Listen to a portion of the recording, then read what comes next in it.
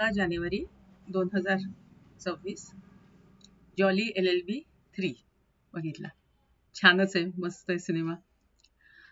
काम करणारे तर सगळे छान आहेच आणि स्टोरी लाईन तर दरवेळेस छान असते. आताही इश्यू छान घेतलेला आहे आणि नेहमीची टीम आहे. सौरव शुक्ला आहे, ते आता ॲडिशन याच्यामध्ये अक्षय कुमारची झाली. अजून त्याच्यावर 4 छान बाकीच्यांनी सगळ्यांनीच चांगलं काम केलं. थोडक्यात त्याच्यामध्ये परत तेच लँड माफिया, गावकऱ्यांची जमीन हडप करायची आणि नॉमिनल त्यांना पैसे देऊन ती जमीन घ्यायची, किंवा जरी जास्त ऑफर केले, कोणी अपोजिशन केलं, ऑफर केले जास्त, तरी कोणाची जरी इच्छा नसेल तर त्याला कंपेल करून, भाग पाडून, त्याच्यावर प्रेशर आणून कसे करून ते अक्वायर करायचे आणि त्यांचा प्रोजेक्ट लॉन्च करायचा. तर असाच एक बिल्डर असतो आणि म्हणजे तो बिकानेर मधली एक जमीन, त्याला तिथे एक प्रोजेक्ट बनवायचा असतो आणि त्यांनी एक ट्रॅक तिथे रेसिंग ट्रॅक बनवला असतो.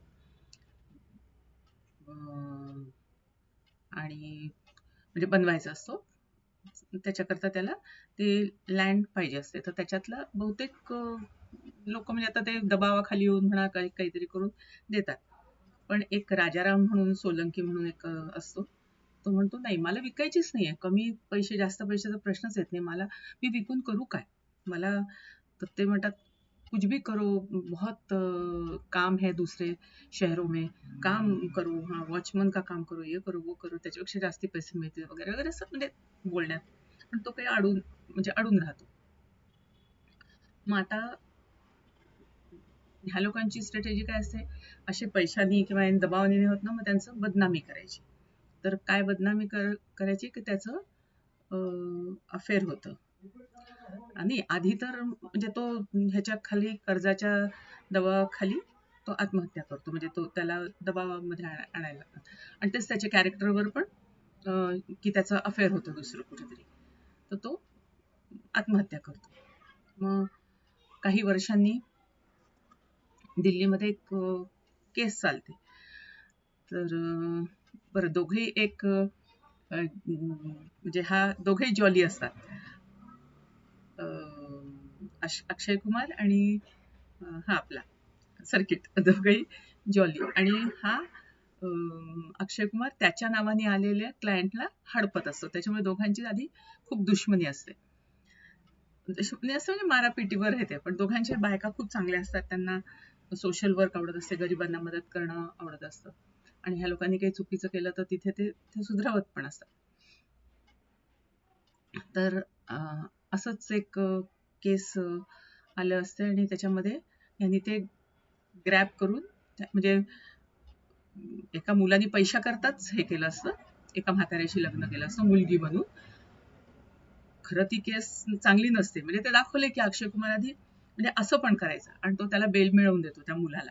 मुलगी म्हणजे त्याच्यावर हेच आक्षेप असतो की हा मुलगी नाहीये आणि पैशांकरता ह्यानी त्याला म्हाताऱ्याला जाळ्यात ओढलं आणि आता बायको बनली तर म्हणजे याच्या नावावर प्रॉपर्टी होईल. तर मग ती केस हा जिंकवून देतो त्याला. हे त्याचं म्हणजे असं बॅकग्राऊंड दाखवलंय अक्षय कुमारचं. आणि मग नंतर ह्यांचा किसान लोकांचा मोर्चा येतो. एक 40 किसान पायी चालत बिकानेरहून दिल्लीला येतात आणि त्यांचं एक NGOची एक ही सोशल वर्कर नेतृत्व करत असते.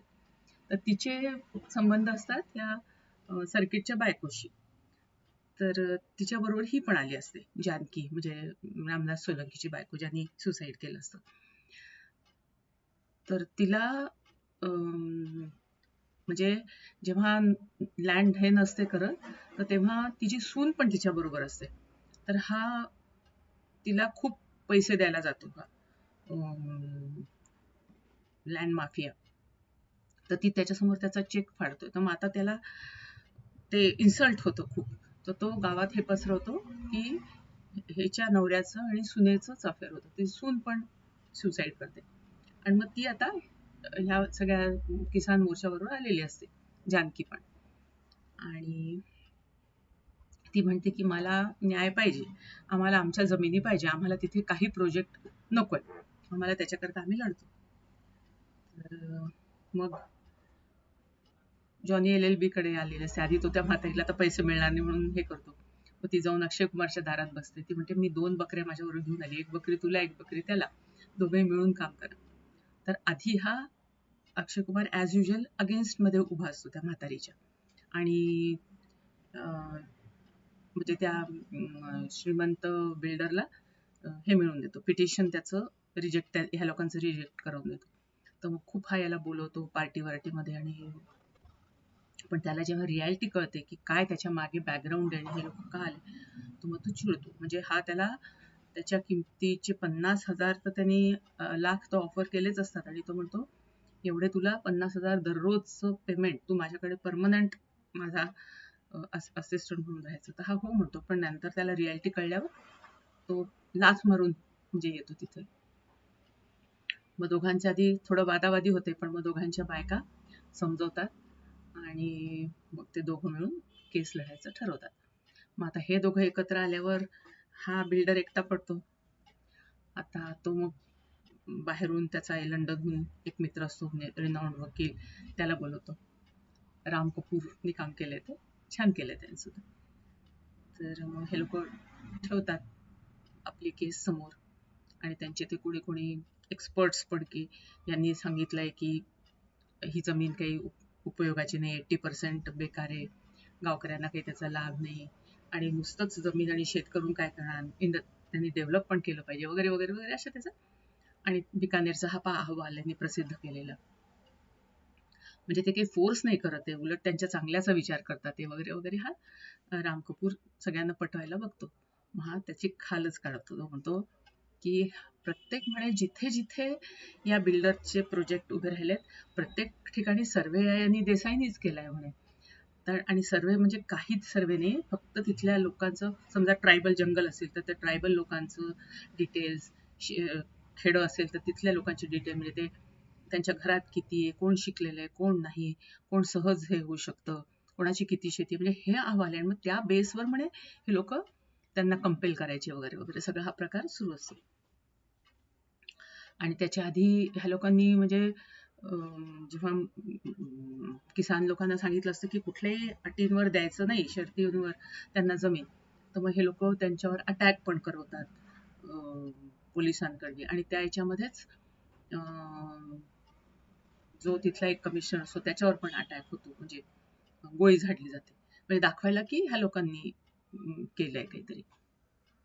तर मग ते परत लांबणीवर जातं केस.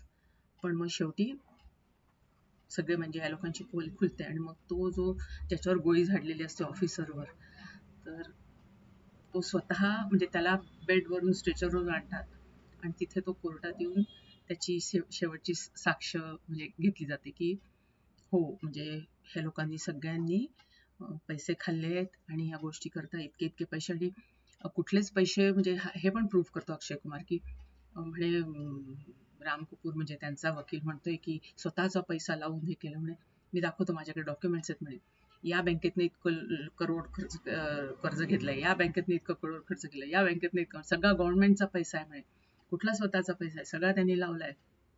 आणि हा पैसा कोणाचा आहे, शेवटी बँकेतला आपल्याच लोकांचा आहे ना, गरीब जनतेचाच पैसा आहे ना. तर म्हणजे असं सगळं हे होते. आणि मग तो सांगतो की माझ्या म्हणजे मी पण लाच खाल्ली म्हणे, त्यांच्याकडनंच होतो मी असं तसं, आणि हे लोक जे सगळे आहेत खरेदी करणारे, हे सगळे त्याचेच हस्तक आहेत, त्याचेच लोक आहेत. आणि ती जी गोळी माझ्यावर चालवल्या गेली ती कुठल्या रायफलची आहे आणि कुठल्या नंबरची म्हणजे बुलेट आहे, आणि ती कोणाच्या नावावर रजिस्टर आहे. तर ते पण मग बोलते की ते त्या बिल्डरचाच तो हे असतो, काम करणारा त्याच्याबरोबर. आणि मग अशा प्रकारे या लोकांना न्याय मिळतो. म्हणजे आणि त्याच्यानंतर मग हे पण की आत्महत्या जी केली त्याचा पण उलगडा व्हावा, आणि ती केस पण कोर्टात घेतो की त्यांना आत्महत्या का करावी लागली, कुठल्या दबावाखाली किंवा कुठल्या कंडिशन्समध्ये त्यांनी आत्महत्या केली, याच्यावर पण केस चालवा, आणि जे संबंधित आरोपी आहेत त्यांना योग्य ती शिक्षा त्याच्यात. आणि मग असं दाखवले की दोघांनी मिळून छान म्हणजे ती केस सॉल्व्ह केली, मग दोघं मित्र झाले असे. पण सौरभ शुक्लाची पण ऍक्टिंग मस्त आहे. पोलीस एक ऑफिसर असते, ती जी याच्या चक दे इंडियामध्ये जी रिबेलियन असते ना मुलगी, ती तर तिच्याबरोबर अफेअर करता म्हणजे तो खूप डेट करता तिला विचारत वगैरे असतो. अशा मजा पण केसेस दाखवले आहेत काही काही. छान ओव्हरऑल एंटरटेनिंग आहे मूवी.